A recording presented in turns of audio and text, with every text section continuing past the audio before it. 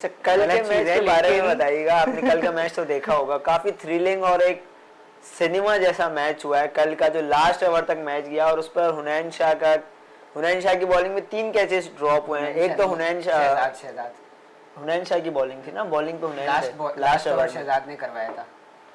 15 run चाहिए थे last over में, हुनैन शहजाद ने करवाया था, वो न्यू कमर। 3 कैचेस वहां पे ड्रॉप हुए हैं।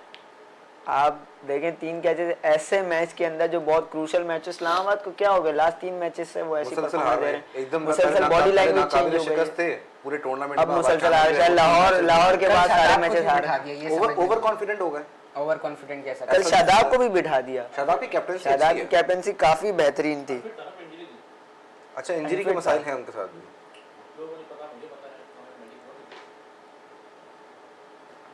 ठीक है भाई, हसनैन मैडी आप लोग जो है कंटिन्यू रखें। मेरी न्यूज़ करना है मुझे, मैं ज़रा दूसरे साइड पे जाऊंगा। हमजा, मैं फ्रंट लाइन पे जाऊंगा। ठीक है भाई, थैंक यू। चलें, अल्लाह हाफिज़। Okay boss.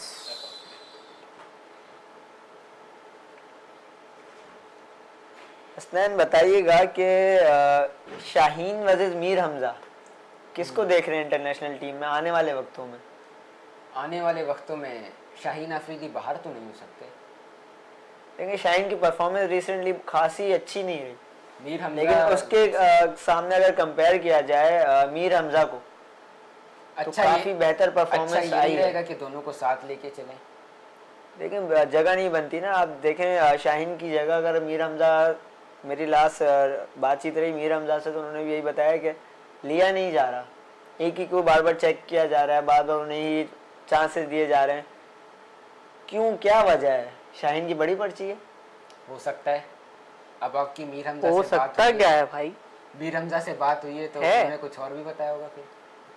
देखिए उन्होंने मुझे और क्या क्या बताया मीर हमजा ने यही बताया था कि देखें पर्ची जो है पर्ची सिस्टम तो है भाई, किसको नहीं पता पाकिस्तान टीम में पर्ची सिस्टम है। आपकी नजर में कौन बेहतर है, शाहीन या मीर? यार आप बिल्कुल एक टफ, मतलब मीर हमजा एक, अगर आपको सिलेक्टर बनाया जाए, दोनों अलग कैटेगरी में, मीर हमजा एक अलग कैटेगरी में आता है और शाहीन बॉलर है, मीडियम बॉलर है। शाहीन तो भाई एग्रेशन फास्ट बॉलर। मतलब आप कह रहे हैं दोनों को एक साथ रखा जाए एक टीम में, कंडीशंस के हिसाब से खिलाते रहे। मीर हमजा की जगह भी बनती है क्योंकि जिस तरह ये ब्रेक थ्रूज दिलाते हैं कराची किंग्स को। लेकिन शाहीन अपनी फर्स्ट ओवर विकेट से मशहूर थे, काफ़ी ईगल के नाम से भी काफ़ी उन्हें जाना जाता है। लेकिन रिसेंटली परफॉर्मेंस उनकी जो इंजरी के बाद जो परफॉर्मेंस रही है खासी अच्छी नहीं रही। बिल्कुल कराची किंग्स के खिलाफ, लेकिन जो एक लास्ट मैच खेला था उसमें आपने देखा होगा वार्नर। आप क्या कहते हैं, शाहीन या मीर? यार जैसे कि मैंने आपको पहले बताया कि ये दोनों अलग कैटेगरी में आते हैं ना, मतलब इनका कंपैरिजन नहीं है कोई। जैसे उसने क्या देखा कि वो थोड़ा मीडियम फास्ट है और क्या कहते हैं, शाहीन एक ब्रांड भी है, ब्रांड बन गया है पाकिस्तान का, जो बात है सही है, ये आप मानेंगे, ब्रांड बन चुका है। आपके बाबर आजम टीम से ड्रॉप क्यों नहीं होते, नसीम शाह क्यों ड्रॉप नहीं होते यार? क्योंकि मुझे एक बात पता चली थी, मैंने एक डॉक्यूमेंट्री देखी थी, उसमें ये बताया जा रहा था कि सबसे ज्यादा एड्स में कौन नजर आ रहा है आपको? नसीम शाह नजर आ रहा है, बाबर आजम नजर आ रहा है। इसका कुछ ऐसा पीसीबी को भी जा रहा है, पाकिस्तान क्रिकेट टीम को, तो वो अपना नुकसान बड़ी खबर दे रहे हो। आप ये रिसर्च कर सकते हैं इस बारे में। अच्छा, हाँ खैर ये वाला फैक्टर भी है क्योंकि, और उनकी जो पीआर टीम है साया कॉरपोरेशन, वो उनको ऐसा प्रेजेंट करती है कि ये बहुत ही अच्छे प्लेयर्स हैं। मतलब आप अगर किसी छोटे बच्चे से पूछेंगे जिसको क्रिकेट की नॉलेज नहीं है, वो किसका नाम बताएगा? शाहीन, बाबर इन चारों का। या तो इनको ब्रांड बनाया गया है, आप ये कह रहे हैं कि इनको ब्रांड बनाया गया? नहीं, परफॉर्मेंसेस भी पहले अच्छी रही थी, अब नहीं है तो बाहर तो होना चाहिए। भाई मैं कहता हूँ, मेरे नज़रिए के मुताबिक जितना मैं क्रिकेट को समझता हूँ, पाकिस्तान T20 टीम का जो शक्ल और हुलिया बिगाड़ा है ना, वो 2 बंदों ने बिगाड़ा है, एक रिजवान और एक बाबर। आप नाम नहीं लेते फिर भी पता चल रहा। इतना डिफेंसिव खेला है, टीम का पूरा माइंडसेट ही डिफेंसिव कर दिया। आप क्या कहना चाहेंगे मैडी? देखिए बात सारी यहीं पर आ जाती है कि हमारे यंगस्टर्स को चांस नहीं दिया जाता। वही तो भाई, जहाँ पे आपको खिलाने चाहिए यंगस्टर्स को, वहाँ पे यंगस्टर्स को पीछे कर दिया जाता है, या फिर अगर स्क्वाड में लेते भी तो बेंच कर दिया जाता है। बेंच कर दिया जाता है। आप इस हक में हैं कि अब बाबर को हटाएं?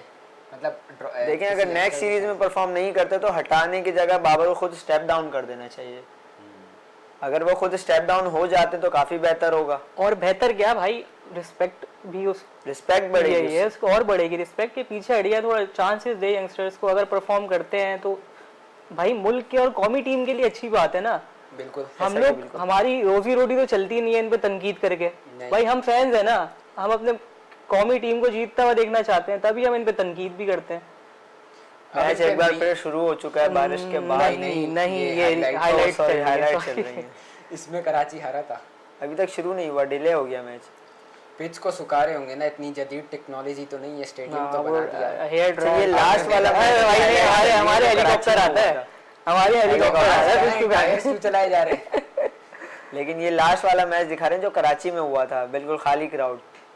अच्छा, मोहम्मद आमिर की अगर आप शाहीन और मीर हमजा की बात कर रहे थे, मोहम्मद आमिर को कैसा रेट करते? मोहम्मद आमिर की फैमिली ने तो ये कह दिया है कि मोहम्मद आमिर अब पाकिस्तान टीम में तो कभी नहीं आएंगे।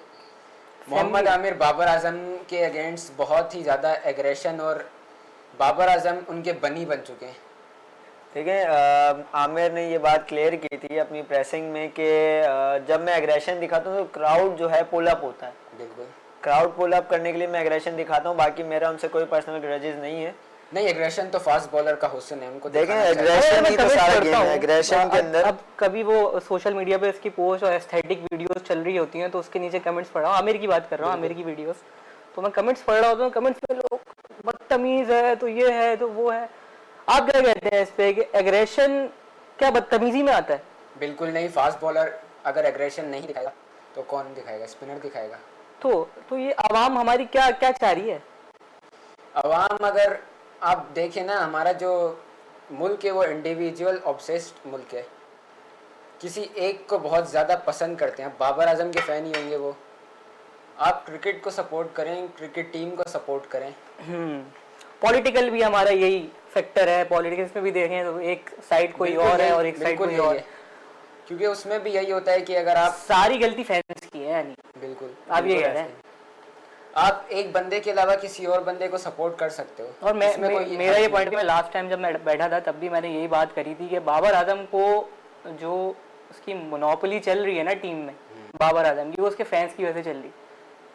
बिल्कुल, फैंस और पीआर डाउनफॉल आता है उसका, इतना चढ़ा देते हैं उसको फैंस कि वो समझते हैं भाई मेरे पीछे तो एक बैकबोन है, फैंस खड़े हुए हैं, ये है वो है।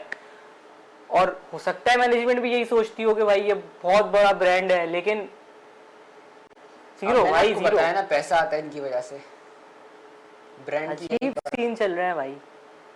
अब विराट कोहली है, ब्रांड है ना भाई, ब्रांड है, आप उसको कहेंगे प्रॉपर ब्रांड, प्रॉपर ब्रांड सही है, लेकिन उसकी आपको परफॉर्मेंस भी तो नजर आती है। बाबर का विराट से वो तो कंपैरिजन है ही नहीं, कंपेयर कर ही नहीं रहे हम ब्रांड की बात कर रहे हैं कि एक्चुअल ब्रांड क्या होता है।